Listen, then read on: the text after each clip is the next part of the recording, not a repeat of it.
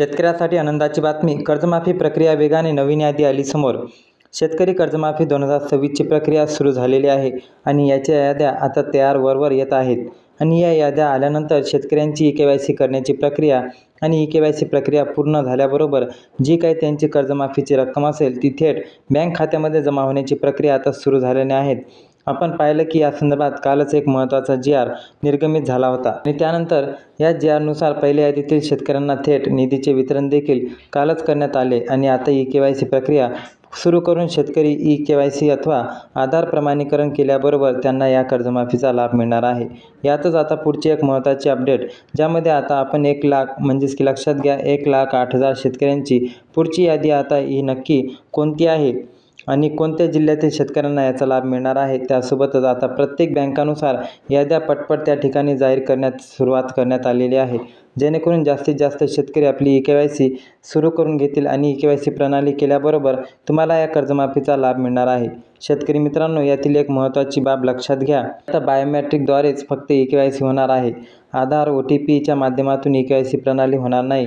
यासाठी तुम्हाला तुमच्या जवळील आपले सरकार सेवा केंद्रामध्ये जाणं बंधनकारक असणार आहे आणि जिथे गेल्यानंतर तुमची कर्जमाफीची असलेली रक्कम बरोबर आहे का नाही हे तुम्हाला तपासावे लागणार आहे आणि रक्कम बरोबर असल्याबरोबर तुम्ही तुमची ई-के.वाय.सी पूर्ण केल्याला तुम्हाला या कर्जमाफीची रक्कम जमा केली जाणार आहे.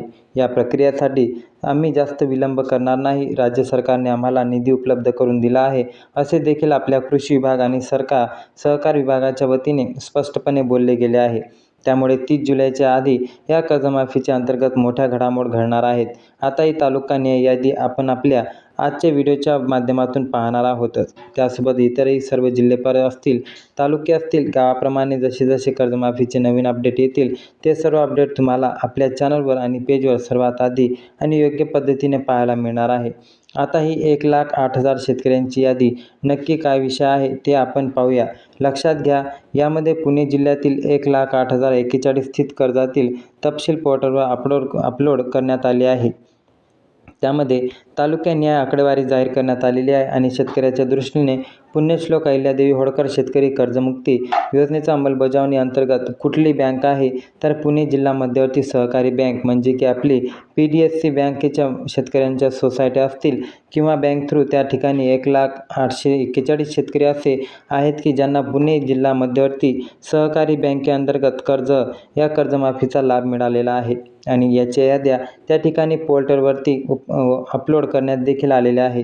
तालुकानिहाय कर्जदार शेतकऱ्यांचे जर खातेदारांची संख्या बघितली तर खालीलप्रमाणे आहे. आंबेगाव 3,390, बारामती 13,728, भोर त्यानंतर जर बघितलं तर 7,242, दौंडमध्ये जर बघितलं 19,562, हवेलीमध्ये यामध्ये हवेली जर बघितली तर 4,168, इंदापूर 18,818, जुन्नर 778, त्यानंतर मावळची जर खेडची गोष्ट केली तर 7,853, मावळमध्ये 5,172, मुळशीमध्ये 32,387, पुरंदरमध्ये 7,903 आणि त्यानंतर शिरूरमध्ये 8,452, वेल्हामध्ये 1,888. जी 1,00,000 कर्जमाफीची यादी आहे ती फक्त PDCC बँके आणि केवळ थकबाकीदार आहे. यामध्ये चालू बाकी असणारे शेतकरी ज्यांना 50,000 रुपये मिळणार आहे त्यांची नाव या याद्यामध्ये अपलोड करण्यात आलेले नाही, त्यांना नंतर लाभ मिळणार आहे. आता इतरही जिल्ह्यांच्या याद्या हळूहळू अपलोड होत आहे. म्हणूनच लक्षात घ्या, तुमच्यासाठी महत्त्वाची बाब राहणार आहे. तुमच्या याद्या आता टप्प्याटप्प्याने येणार आहे म्हणून तुम्हाला चिंता करण्याची गरज नाही. तुमची कर्जमाफीची यादी जोपर्यंत तुमचे नाव येईल तेव्हा बायोमेट्रिक करून घ्या, जेणेकरून तुम्हाला लवकरात लवकर जवळच्या CSC सेंटरला भेट देऊन आपली ई-के.वाय.सी प्रक्रिया पूर्ण करणे अत्यंत महत्त्वाचे आहे. म्हणून हा व्हिडिओ जास्तीत जास्त आपल्या जवळच्या शेतकरी मित्रांना शेअर करा आणि आपल्या काही अजून प्रश्न असतील तर कमेंटमध्ये नक्की विचारा. जय हिंद, जय महाराष्ट्र. धन्यवाद.